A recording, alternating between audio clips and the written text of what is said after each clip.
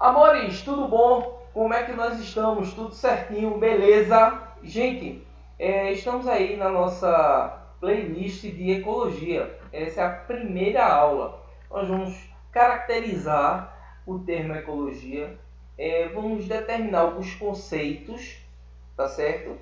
Que são importantíssimos para que você possa entender de forma bem objetiva, clara e cristalina essa ciência que é tão interessante, que é muito interessante, tá? Então, deixa eu colocar aqui o primeiro slide, que ele retrata, ele mostra pra gente esse indivíduo aí, ó, Ernest Haeckel. Esse cientista, naturalista, filósofo, ele foi o primeiro a determinar essa denominação, ecologia, né? E a ecologia é nada mais, nada menos que a interação desses organismos com o meio ou com outros organismos, né? Então, do ponto de vista estrutural, etiológico, oikos quer dizer casa e logia quer dizer estudo. Porém, se você analisar de forma bem pragmática casa e estudo, a coisa não fica muito bem trabalhada, não vai apresentar um padrão, porque a casa, na realidade, é o ambiente e a interação, como eu havia falado para vocês, que esses organismos eles apresentam, beleza? Vê lá, coloquei para vocês também que esse estudo do ambiente ele se apresenta para a gente com vários aspectos importantes, né? A importância de você estudar ecologia é gigantesca. Como você preservar, conservar determinada área, determinado ambiente. Na agricultura é importantíssimo no que se diz respeito ao controle de pragas, ao controle biológico de pragas, na dinâmica de populações, ou seja, a coisa ela é muito vasta. É por isso que nós trabalhamos por último a ecologia no que se diz respeito ao passo a passo do ensino médio. Porque quando você chega no terceiro ano, normalmente nós encontramos todo o conteúdo que você abordou, basicamente ele está ali introduzido na ecologia, tá? Alguns termos aqui eu coloquei para vocês, como preservar, conservar, a gente vai saber o que é isso, eu vou destacar de forma bem objetiva para vocês, né? São termos que são muito utilizados para a gente. As estratégia de reprodução, estratégia de competição, né? Estratégias de estabilidade no ambiente, ou seja, perceba que desde uma bactéria até nós primatas, nós humanos, encontramos diversos tipos de estratégias, beleza? E aqui, por último, o equilíbrio. Na ecologia, os organismos eles tendem, as populações, elas tendem a adquirir o equilíbrio ecológico, né? Quando esse equilíbrio ele é quebrado, quando ele não é seguido de forma pragmática, muito provavelmente, né, vai haver algum tipo de dano, um desequilíbrio ecológico impressionante que a gente pode analisar logo, a gente pode dar como exemplo aqui, são os ataques de tubarão que nós encontramos aqui na nossa costa, né, no Recife. É nada mais, nada menos que uma falta de planejamento que levou exatamente a esse, para mim é uma catástrofe, né? Você chegar em Boa Viagem, poder tomar um banho no mar de Boa Viagem. Você chegar em Piedade, não poder tomar um banho no mar de Piedade, né? Você chegou ali da praia, você tem que ficar ali na areia obrigatoriamente. Então, tudo isso está intimamente relacionado à estabilidade do ambiente, às condições que são submetidas àquele ambiente, né? Para que os tubarões eles ataquem. Beleza? Então vamos lá. Ó, o que eu coloquei para vocês no segundo slide, alguns conceitos fundamentais que vocês devem fixar, tá certo? Como habitat, qual é o conjunto de fatores ambientais que permitem a sobrevivência de um ser, desde uma bactéria, um organismo unicelular, microscópico, até nós primatas, né? Nicho ecológico. O que é o nicho ecológico? Tu tens aí que ele é caracterizado como a interação desses seres com o seu habitat, onde viabiliza a sua sobrevivência, relacionando ao seu modo de vida. Gente, olha só, uma coisa bem simples. É a atribuição que o organismo ele apresenta no ambiente. É como ele se comporta. É a sua forma de auxiliar o ambiente a ter uma certa estabilidade, uma certa homeostasia ambiental. Beleza? Então esses dois conceitos são importantíssimos. Por favor, não esqueça. Beleza? Vamos ver também o princípio da exclusão de Gauss ou exclusão competitiva. Gente, isso aí é um dos aspectos mais interessantes que eu já tive a oportunidade de ver na ecologia. Né? Isso explica porque o tigre e os leões eles não estão ali no mesmo habitat. Né? Você encontra os tigres mais na Ásia, você encontra os leões mais na África, porque eles são de grande porte. Então, observe que a competição entre esses organismos seria muito acirrada. Então, do ponto de vista estrutural, ambiental, geológico, geográfico, né, também teve um auxílio para que esses organismos eles tivessem, né, essa distinção de ambientes.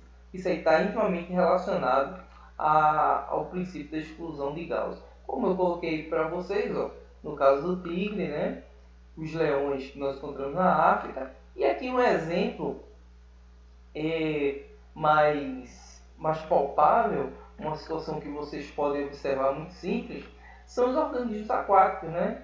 Que dependem exatamente da estratificação. Existem organismos que ficam exclusivamente na região fótica, né? Da região que tem mais incidência de luz, que gira em torno ali dos 200 metros de profundidade. Exemplo, fitoplâncton, né? Observa que existem organismos que ficam ali em torno de 400 metros de profundidade, que é chamada zona disfótica, onde, em virtude da refração, você tem uma diminuição da intensidade de luminosidade solar. E existem organismos que apresentam bioluminescência. Né? Essa bioluminescência ela está caracterizada para aqueles ambientes, para aqueles organismos que vivem em ambientes que não têm luz. Ou seja, essa luz que ele produz serve tanto para a sua reprodução quanto para a captação de nutrientes. Ou seja, todos esses estratos eles estão intimamente relacionados ao princípio de exclusão. Aquele organismo que vive a 11 mil metros de profundidade ali na Fossa das Marianas, no Oceano Pacífico, ele não vai viver a 10 metros de profundidade, a 100 metros. Né? Ele tem uma condição de um ambiente satisfatório a 11 mil metros de profundidade. Né? A 100 metros de profundidade não é compatível com suas características, com as suas condições fisiológicas, com suas condições anatômicas e, consequentemente, genéticas. Beleza? Olha lá. Aqui eu coloquei para vocês um gráfico, né, que é muito interessante. Ele destaca para a gente o princípio da exclusão de Gauss a partir de dois organismos. Né? Você tem o Paramecia aurelia e você encontra o Paramecia caudato. Amores, vou colocar aqui o pilotinho para você acompanhar comigo esse tipo de aspecto que eu acho muito interessante. É muito interessante. Observa quando você coloca o Paramecia aurelia de forma isolada. Você tem aqui a quantidade de organismos, tá, nesse eixo, e aqui eu tenho o tempo. Né? Observe o seguinte, percebe comigo, que aqui ele tem um crescimento satisfatório e quando ele chega aqui, a sua população ela estabiliza. Beleza? Tranquilo? Zero bronca. É importante que vocês se detenham também a gráficos. Esses gráficos eles são muito abordados para a gente. E esse aqui que eu estou comentando com vocês, ele é um clássico da ecologia para a gente. Dá uma olhada no segundo gráfico. Nós temos o Paramecia e o caudato. Você tem uma cultura e essa cultura, esse organismo isolado, também se apresenta com esse tipo de aspecto, de característica. Ó. Você tem um aumento, ó, você pode verificar aqui comigo, ó, você tem um aumento da quantidade de organismos e aqui eu tenho uma certa estabilidade, beleza? Agora, imagine o seguinte, esse terceiro gráfico, ele mostra o Paramecium aurelia e o caudatum no mesmo, na mesma cultura, né? No mesmo meio de cultura. O que vai acontecer aí? Vai ocorrer uma competição e um deles está levando desvantagem. Observe que o Paramecium aurelia ele tende a crescer, ó. Chega um momento também que o Paramecium caudatum ele cresce, mas ele cresce muito pouco. Depois a competição é tão grande que o Paramecium aurelia ele consegue captar o nutriente de forma satisfatória, consegue estabilizar a sua população, porém o Paramecium caudatum não promove esse tipo de característica. Ó, você tem depois de um tempo a diminuição drástica dessa população. Tá? Então é interessante, é importante que vocês tenham em mente esses gráficos, porque são muito abordados para a gente. Olha lá, cheio de dereguedê, cheio de ziriguim, zereguedê. Esses gráficos, eles mostram para a gente, eu coloquei, opa, deixa eu voltar aqui para vocês. Tá? Aqui, isso, olha lá. Pessoal, presta bem atenção. Aquele gráfico ele se apresenta também aqui, né? Você tem uma perspectiva idêntica ao gráfico anterior. Eu coloquei de forma diferente para você perceber melhor. Ó, aqui eu tenho o Paramecium aurelia e o Paramecium caudatum sendo analisados em um único gráfico, né? Estão separados. E aqui tu tens os dois eles no mesmo meio de cultura. Amores, observa bem o seguinte. Aqui ó, ocorre competição. Eles estão no mesmo habitat. Beleza? E também ocorre, eles estão na realidade com a mesma função. Por isso que eu tenho um aumento da quantidade do Paramecium aurelia e ele se sobrepõe ao Paramecium caudatum. Com isso, o Paramecium caudatum ele diminui de forma drástica a sua população. Simples, fácil, bem objetivo, como eu coloquei agora para vocês. Beleza? Vê lá. Aqui nesse caso, para a gente fechar essa primeira aulinha, eu coloquei dois gráficos mostrando que alguns organismos eles podem estar juntos, mas não competirem pelo nicho, pelo alimento, pela uma estratégia de reprodução, né? Observa bem aqui. O que foi que a gente viu no slide anterior? Nós vimos que o Paramecium aurelia, quando ele é submetido ao mesmo meio de cultura com o Paramecium caudatum, ele se desenvolve e o Paramecium caudatum ele diminui a sua população. Já nessa situação aqui, eu tenho o Paramecium bussaria e tenho o Paramecium aurelia. Observe que os dois eles se encontram no mesmo meio de cultura, porém eles não competem, eles se apresentam no mesmo habitat, porém o nicho ecológico ele é diferente. Beleza? Então, paixões, essa é a nossa primeira aula de ecologia. É uma coisa bem... tá bem mastigadinho.